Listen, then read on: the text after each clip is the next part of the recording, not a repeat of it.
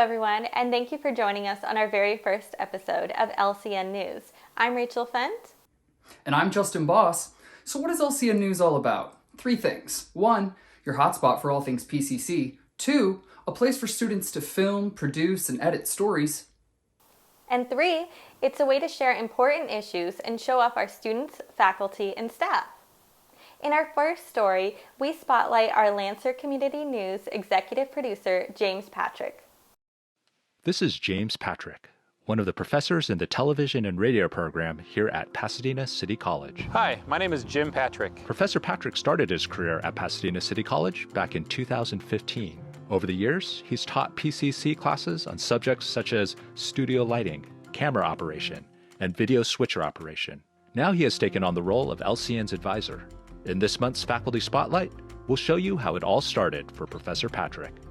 Like many students in the 80s, Professor Patrick went to college as a computer science major at Cal Poly Pomona. Well, when I was in high school, we had a computer class, and we got to use the Commodore 64 computers, and we created little pixel animated objects, and I was okay at it. I kind of had fun with that, so I thought, well, this is kind of neat. This computer thing is kind of blowing up. Maybe I'll try to pursue that as a career. I was fortunate enough to actually get accepted at Cal Poly Pomona, which is actually an excellent school for engineering and for sciences. But as it turned out, after my first year and a half or so, I was struggling a lot with the classwork. Patrick said being a computer science major was a struggle. And at the end of his junior year, Mr. Patrick knew he had to make a decision.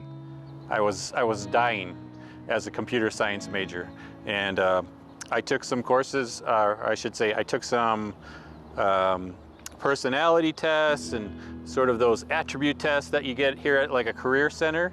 And it kind of led me to a certain number of options. And one of the options was television and radio and communications in general. So I looked at the curriculum for each of those majors that I had options for and decided that communications looked good. And I was always a big fan of television and radio and film. So I thought, let's give this a try. After settling down as a communications major, Mr. Patrick got an internship at a local cable station, learning his way around the studio. This experience helped him land his first job producing TV commercials. One project led to another, and eventually Mr. Patrick worked his way to becoming a full-time producer, making commercials and magazine-style shows at cable companies. So many ways. But it all changed in 2014. So in early 2014, I was working at Spectrum Cable. I had been with that company for about 17 years, actually kind of through a couple other company mergers and whatnot. But we were very busy. We were producing, I think I had 2 television shows I was producing at that time. I was also helping out producing live sporting events. So everything seemed to be going pretty well. Then one evening, I recall someone on the crew said, "Oh, there's some funny things happening on your payroll information." And somebody said, "Oh, that's because we're all going to be laid off tomorrow." They laid off about 65, 70 people on that day, and I was one of them. Actually, I was fortunate because I had survived several other layoffs. So you never know, you can't get too comfortable. My experience was, don't get too comfortable because you never know when your situation might change.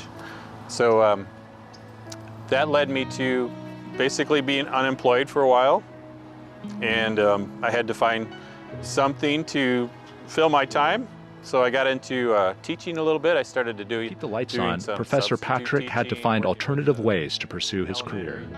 He became a freelancer, working a variety of production jobs for college and high school sports, covering football, basketball, and baseball for ESPN, Spectrum Sportsnet, and the Stadium Television. He also got a substitute teaching credential for a little more stability. Finally, Professor Patrick became a faculty member here at Pasadena City College. At the time, I was devastated. I thought, no, this is the end of my career. But you know, it turned out okay. I started teaching, and I got this job at PCC, and I got all these freelance opportunities. So ultimately, it's turned out okay for me. And I'm not going to say that for everybody. For me, it worked out okay. But I also kept hustling, and I kept at it. So you can't just sit on the couch. You have to go out and make the calls and try to stay busy, and eventually, you know, things will start coming back around. I wanted to start this magazine show because I think I felt like this school needed a more consistent outlet of opportunity for our television students. There is band performances and there's theater performances, but up until now there really hasn't been much of a consistent outlet for student productions. So I felt like this was, again, just a great opportunity for students to get involved in producing some stuff that's more realistic and more real life, and also to show some things that are happening on PCC's campus that are exciting and people might not know about, and also get to know some people here that are really interesting and really excellent programs and people that are happening here at PCC. Thanks to Justin Lee, Sammy Tung, and Kamal Singh for putting that great story together. Imagine you're a junior college baseball player, and you get a call to play for one of the best baseball programs in the nation, Cal State Fullerton. Today we will talk to a talented PCC student that just had their dream become a reality. We are here at Jackie Robinson Field in Pasadena with Lancer baseball player Marco Martinez to discuss his accomplishments and recent baseball scholarship to Cal State Fullerton. I think the Cal State Fullerton team is great. I mean, I grew up watching them. They were my dream school as a kid, and I finally get to achieve my dream of going to Cal State Fullerton. It has a rich history. I mean, 18 College World Series runs, 4 national titles, and probably 2 of the best college coaches ever in college baseball history to coach there. So I mean, it's a school full of history, and it's also a school that I know I could grow at and I could play at, and as well as do amazing things there. The way PCC has helped me throughout develop as a player, I feel coaches knew what they were doing. I knew what I was getting with McGee when I came in. He was a good infield coach, hitting coach. He's a good, he inspired me to work harder, work better, and want to be better, as well as just be a leader on the team. And I feel that's a department where I really grew, is being a leader and taking people under my wing and not being such a rah-rah guy, more just showing how I play and not talking about how I play. I couldn't be more proud of him. I couldn't be happier for him. This is why I work at this level. This is why I'm committed to this process. Because when you see these young men like Marco achieve their dreams under the circumstances, it's truly rewarding. And Marco deserves everything that he's going through right now because he's put in the time. And if he hadn't, he wouldn't be going to Fullerton. This opportunity wouldn't present itself. And to go through it during a pandemic, I mean, that really says something about his work ethic and his character and how much he's grown. Specifically at PCC, these young men and these student athletes in general in the spring have been off the field for a year and a half. So how does Marco get to showcase his talents during this time to potential schools? Right? He's got to work on his own, away from his coaches. And for him to continue to do that, it just shows so much pride and character and willingness to go through this process. And so for him to have this opportunity with Fullerton during a pandemic, again, I just couldn't be more proud of the young man that he's become and the responsibility that he's taken during this matriculation process. I think in high school I wasn't ready for D1. Everyone wants to think they're ready, but sooner or later you figure out like, oh, I need to do this a lot better, I need to do this a lot quicker, I need to be a lot stronger, and that's not something you really get at the high school level because not everyone's going to be playing college baseball after high school. So you do play against a talent where it's really good, and then you do play against a talent where it's really bad, but junior college baseball really puts you to the test, and you see where you're at. If you really want to know where I should go, if I should be a D1 player, you should play junior college baseball because you will be shown like where you're at level-wise. It's a hard enough journey going through this process of getting your AA, playing sports, finding classes that work around your schedule, driving on the 210 Cemetery concrete freeway, right? So he's doing all of these things and still achieving at a high level in the classroom and the baseball field. That's to be commended. It really is. And again, that's the model of what we're trying to achieve when we recruit young men to play in this program and student athletes as a whole at Pasadena City College. Most likely my first memory of baseball was probably just as a kid watching my dad play. I mean, I would go to his softball games, baseball games, and just kind of sit there and be like, damn, I kind of want to play that. I mean, and then ever since then I was a kid, I picked up a baseball and just never put it down. We got to speak to one of his biggest fans, his dad. When Marco told me he had committed to play at Fullerton, I mean, we were both overwhelmed with joy because we knew the struggle, I knew his frustrations, and, you know, it's challenging times as it is. And I know his, you know, what he's been through, and to know that, hey, this is your, you know, dream school as a kid, and, you know, not many kids get to go to their dream schools. And, you know, I was happy with him. Definitely, I want to thank Coach McGee and all the PCC coaching staff especially for helping me out, pushing me. Al Quintana, my hitting coach, for always being there for me if I needed to talk, if I needed to hit. When I was down, he'd always help me and pick me up, and all my teammates at PCC for being the best teammates I've ever had and giving me one of the best baseball experiences I've ever experienced. So, I mean, there's too many people to thank right now, and I'm extremely blessed, and I'm extremely thankful for the opportunity to go play baseball at a D1 level, and just thankful to show my talent off here at PCC. Congratulations, Marco. However, Marco isn't the only baseball player moving on from PCC to play at a higher level. In fact, PCC has anywhere from 6 to 10 players each year that advance to 4-year programs. Coach McGee and the athletic department are to be recognized for their excellent work. Thanks George Marquez and Jasmine Foster for producing that incredible story. Now let's take a look at our PCC poll. This week, thanks to some help from the marketing department, we asked you, how do you feel about remote learning? A, love it, better than in person. B, hate it, I miss the classroom and campus. Or C, it's got some good and some bad. Our Instagram poll showed that 16 students love it, 44 students hate it, and 73 think that it's got some good and some bad. I don't know about you, Rachel, but I actually really enjoyed it. I kind of like the flexibility. I think I've been able to take more classes and do more than I would have before. What do you think? Yeah, I really enjoy it. I can go about my day and, yeah, like you said, wear sweatpants and learn something new in class. Well, one discipline that's been hard to move to online is acting. I had the chance to talk with William Hickman, one of our excellent theater instructors, on how he moved his classes to online. He's been keeping the theater department together while we've all been kept apart. Thank you so much for joining me, Professor Hickman.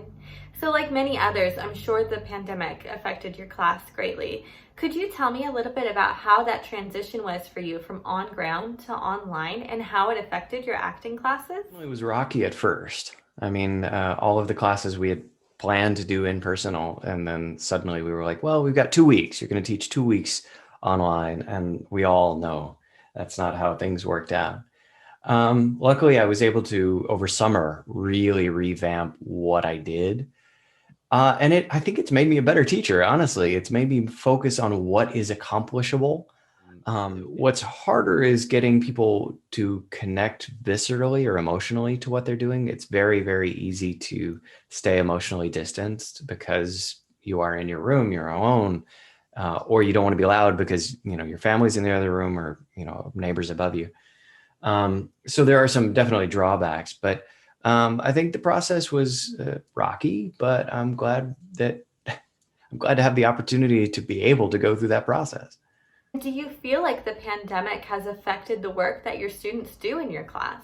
Take something that has been emotionally challenging, that has been physically challenging, that has been very much like a human defining moment for all of us, to take that and immediately make artwork out of it, I think has been really wonderful. I've seen some amazing work. Grading it is tough because I'm crying the entire day, but it's been fun, and the work has been truly, truly impressive. Now, could you tell me a little bit about These Shining Lives, the online play that you'll be directing?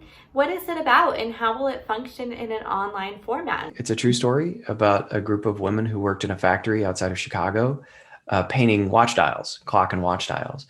The trick is that they were painting those dials with radium, which is radioactive. And they would literally, and you know, again, true story, in order to get the brush right, they would dip it or they would put it in their mouth, pull it tight with their teeth, then dip it in the pot and then paint and then dip. And that meant that they were ingesting the radium. They were ingesting that radioactive substance. And the company knew it. The company knew it wasn't healthy, and the company lied to them and fired them when they got sick. And that eventually went all the way up to the Supreme Court in trial to try to get these workers' rights. Eventually they were able to get a tiny bit of money. I mean, they got almost nothing in financially, but it established precedents of workers' rights and that company is responsible for keeping their people safe. Yeah, I mean, it's a remote production. So we even had to get special permission rights to do it as a remote production, which means everyone is on their own computers at home. For rehearsals, it'll be through Zoom. But when we actually get to performance, we'll be using a program I said similar to OBS. It's called Wirecast, where the actors will sign on to that account. All of the information will go to our art director, Wes, who will then edit it, Wes Chu, who will edit it and then stream it to Twitch and YouTube at the same time. It means that our actors are completely safe. They're completely alone, but they can still connect to what's going on. And we also send out equipment. We send out a little microphone, a kind of Yeti Blue microphone to everybody, some earbuds, a camera, a tripod, some table and furniture, a green screen, and some lighting equipment so that they can create their own little demi studio in their house, apartment, car, wherever, and we can shoot from there. So they don't need any equipment to be a part of the show. We provide that so that all the actors can be involved. These Shining Lives will premiere in June. The play will be performed on June 5th and 6th at 7 p.m. and on June 7th at 2 p.m. The performance will be streamed online via Twitch, YouTube, and Facebook.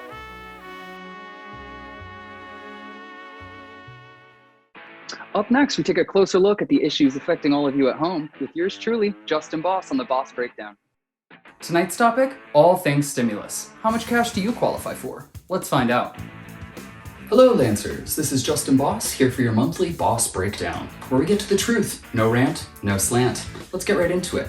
In the past month, after needing a second trip through the House, as per the Senate's request to remove the federally mandated $15 minimum wage, among other stipulations, President Biden was finally able to sign the Corona Aid, Relief, and Economic Security, or CARES Act, on March 11th. So what does this mean for you, now that dependents, aka students, or disabled family members are included in this relief package? Let's get right into it. We have $1,400 stimulus checks, $300 weekly for those already receiving unemployment, $3,000 to $3,600 extra cash per child. FEMA will pay you back up to $7,000 for funeral reimbursements. Free COBRA premiums through September, assistance for independent restaurants and bars, housing assistance for rent and mortgage, and all adults will be eligible for the vaccine starting May 1st. In addition to the minimum wage, student loans also did not make it into the final bill. A congresswoman from New York says that this could be an Easter egg for things to come, and actually a good sign, perhaps a change in the tides for the millions of Americans currently drowning in student loan debt. That's all I have tonight. Thanks for tuning in for a Boss Breakdown. Stay tuned next month, where we get to the truth. Boss Breakdown.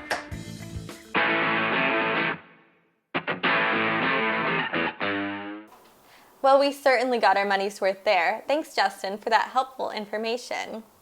And now, a glimpse into the world of entertainment. Here's Clarke Crane with Clarke Pics.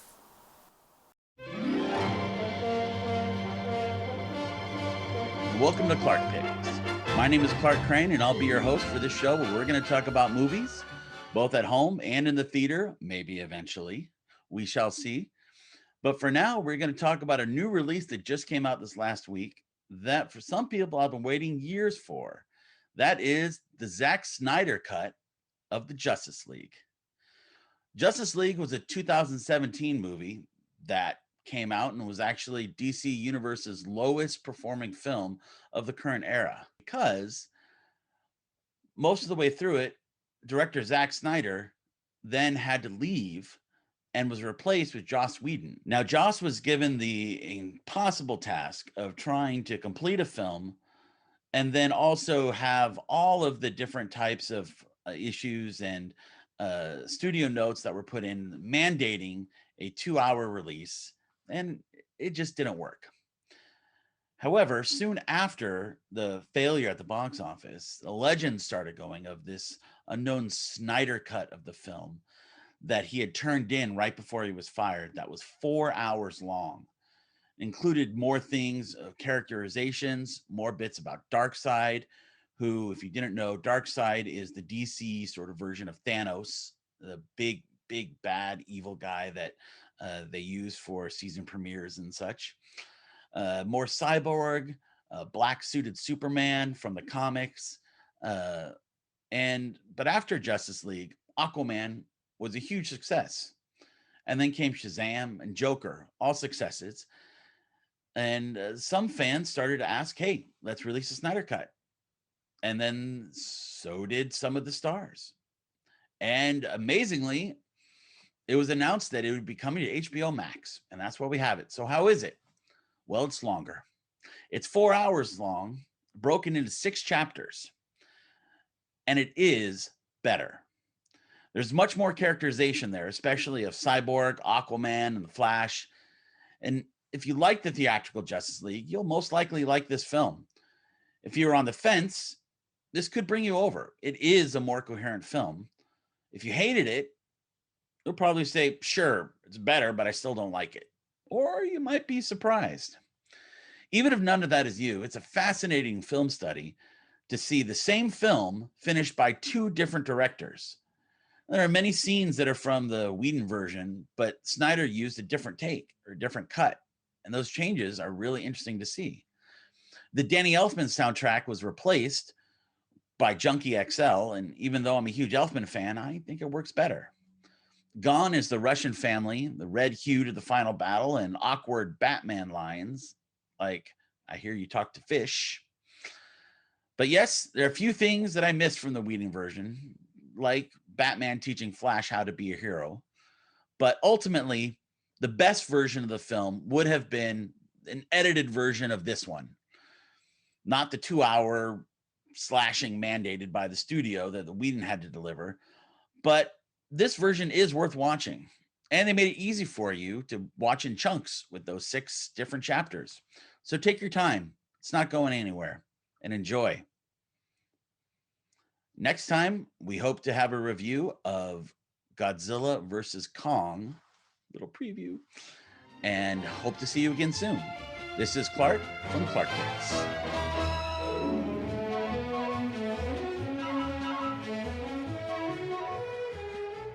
Hey, do you have any interests that you want to get involved with while remaining socially distant? Need a club?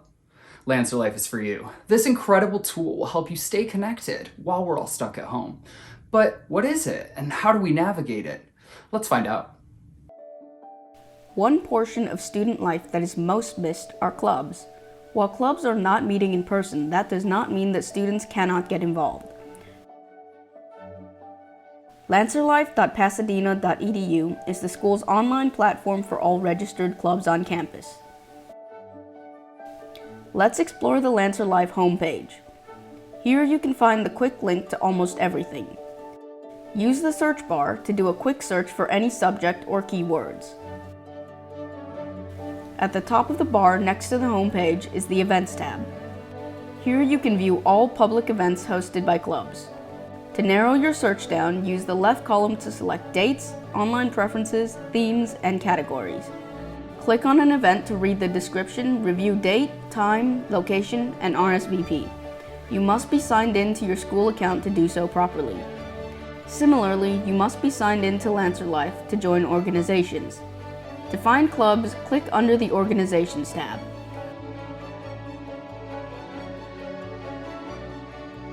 Joining a club is as easy as clicking the blue Join button.